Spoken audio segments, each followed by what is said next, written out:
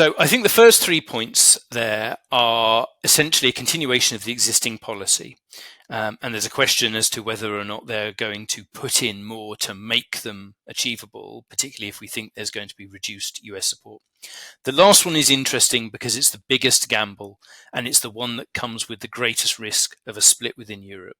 Only a handful of countries have put their heads above the parapet so far in terms of supporting supporting this idea of deploying a force in, even if it's after a ceasefire, and that will have to be led by France and the UK. The problem is that there is precious little chance, not no chance, but little chance, of the US providing the kind of security guarantees, or rather the backstop to this security guarantee to make it feasible. If you remember that Defense Secretary Hegseth, about a month ago now, I guess it was, essentially ruled this out. And then since then, Trump has sounded skeptical, but he's talked as if it might be possible. And I wonder if he gave Keir Starmer and Macron some hope when they visited. But he sounds pretty skeptical, and we are back to the overall attitude of being doubtful about the US's commitment here. And so that feels like a sort of something that they are trying to throw in to get the US to pay attention to the European perspective, accompanied by, as it is, a broader commitment on European increased defence spending, which is a necessary condition to both support Ukraine and rebuild their own forces. They've been doing it for 10 years, but the level of investment at the moment, it's difficult to see that doing both things at once. And is that argument that the presence of US contractors on the ground exploiting Ukraine's mineral resources would deter Putin? Is that a valid argument in your view? Would it be a deterrent? I understand why it's why it's an argument that is being made. I'm not sure if I'm convinced. I believe I've seen some claims from the media, people going back to 2022, that there were tens of thousands of US civilians, contractors, businessmen in Ukraine at the time of the invasion. And that played no role in seriously influencing the Russian decision to invade. Putting people working on exploitation in the country might complicate Russian decision making. But I can't help but feel if the situation ramped up as tensions went up, it would be inevitable that the travel advice or the advice of their companies or their insurance would be, you need to leave the country. And if needs be, the US would conduct what is known as a non-combatant evacuation operation, a NEO, and it would get them out or encourage them to make their own way out. They're not going to stand around and willingly be the tethered goat as a Russian combined arms army rolls towards them. I think that's pretty fanciful that would happen deliberately. And in any case, if there's a resumption of violence, I think the suspicion at the moment would be that the Trump administration, at least, would blame it on the Ukrainians. And so Vladimir Putin thinks that there is no scenario probably in which if he were to move again on Ukraine, and yes, there are American contractors on the ground, he thinks, well, Donald Trump's not going to deploy US troops to protect them. I think there would need to be an awful lot of signalling to convince Putin otherwise, because if you were guessing now, you wouldn't believe that. And in fact, I think Putin has shown he is prepared to take risks and gamble. The big picture is that his gamble on Ukraine is not necessarily paying off at the moment, but he took that risk. There is now sunk costs involved. They still haven't achieved their main goal. It is difficult to see that the presence of a few thousand contractors in country would really change things. And this is where we get into this Trump unpredictability argument. He's unpredictable, that deters his adversaries. I think the problem is if your messaging is inconsistent and your adversary is a risk taker, they tend to lean the other way, or they might lean the other way, and gamble that they can get away with it, that Trump's mercurial nature will play out differently. Now, if this were not Ukraine, maybe that calculation would be different. But he has so clearly signaled that he is not interested in a conflict with Russia over Ukraine.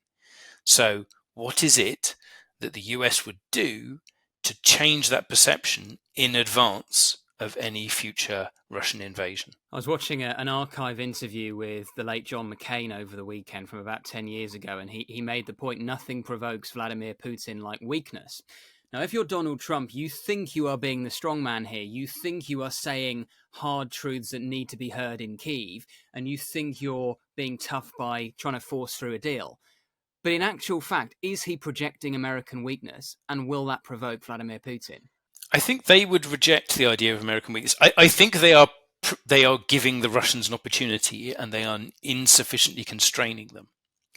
I think, to be fair to the administration, what they would say is that they are taking a cold look at US priorities. Their view is that this is not a priority. This is a European problem where the Europeans should take the lead. They have invested too much as America already, and frankly, they have bigger fish to fry, and that bigger fish is China. And frankly, there's a degree of irritation that they think that they have been entangled in this by, in their telling, weak Europeans and a duplicitous Ukrainian government. I mean, that would be the narrative, and you can see it in the way that people like J.D. Vance and others talk about this. So, I think they are being far too lenient and giving opportunities to Russia, but they would argue this is a question of just choosing to reallocate US resources, and everybody else needs to get with the program. I've also heard the argument advanced, Matthew, and I don't know what you make of this, that the big picture here is obviously US foreign policy is reorientating towards China and focusing on the threat of China long term. And this is Donald Trump's attempt by rebuilding relations with Russia to peel Vladimir Putin away from Xi Jinping.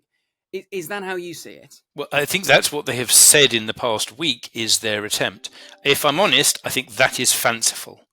The idea that you are going to peel Russia away to the extent that it makes a huge difference when the Russian and Chinese objective is the reformatting of the world order led by the US to a degree that benefits them more, suggests that the idea that the Russians are going to give that up is a nonsense. You might attempt to introduce friction, but if they're being just as transactional as you, then China and Russia have this relationship where Chinese support has made a material difference to what they are able to do.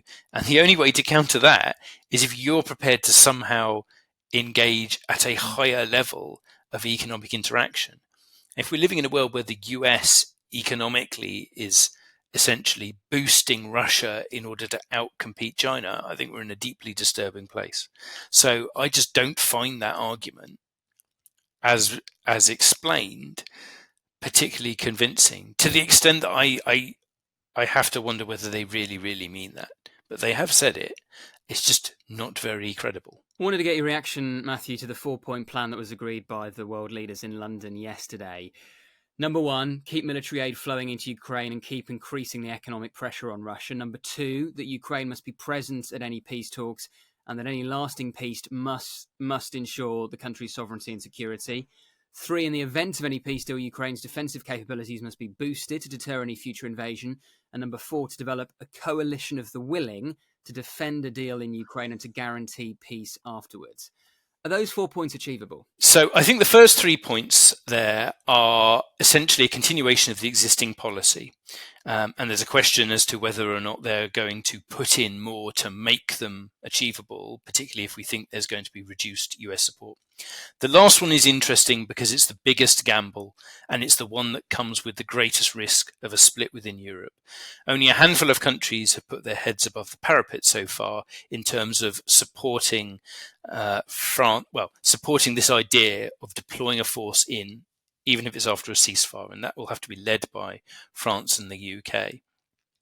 The problem is that there is precious little chance, not no chance, but little chance of the US providing the kind of security guarantees, or rather the backstop to this security guarantee to make it feasible.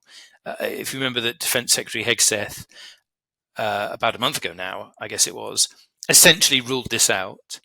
And then since then, Trump has sounded skeptical, but he's talked as if it might be possible. And I wonder if he gave Keir Starmer and Macron some hope when they visited.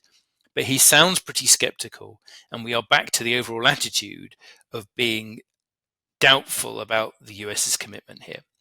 And so that feels like a sort of something that they are trying to throw in to get the US to pay attention to the European perspective, accompanied by, as it is, a broader commitment on European increased defence spending, which is a necessary condition to both support Ukraine and rebuild their own forces. They've been doing it for 10 years, but the level of investment at the moment, it's difficult to see that doing both things at once. And again, I suppose the crucial question is, if you had one of these coalitions of the willing in Ukraine to defend any peace deal, let's say led by Britain and France, is that enough of a deterrent without a US backstop to prevent Vladimir Putin launching further aggression down the line? It's really hard to know the answer to that question, so I'm going to equivocate. The way that the force is being described, they're not talking about it as a full deterrent. They're using the words reassurance force because what they are saying is they're aiming it more at the Ukrainians, demonstrating that there is a commitment and a backing from international forces. But the link that they have drawn to a US backstop, backup, the cavalry, whatever you want to call it, makes it sound like they do want it to have a deterrent effect, which is, if you come in after us, the US has our back, and now you're facing the same problem as you had before, oh Russia, which is you're beginning to fight NATO forces. So they wouldn't materially expand to a huge extent the number of personnel in country. It might be 20 or 30,000. Bear in mind the Ukrainians have got about 800,000 in their security and military forces, although only about a third of that is on the front line. But they're hoping that that gives the Russians pause for thought.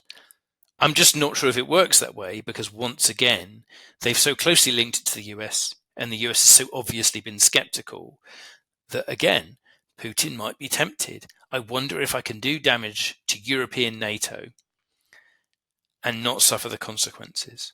And that's where broader European rearmament begins to make a difference. But that plays out over several years, not necessarily this year.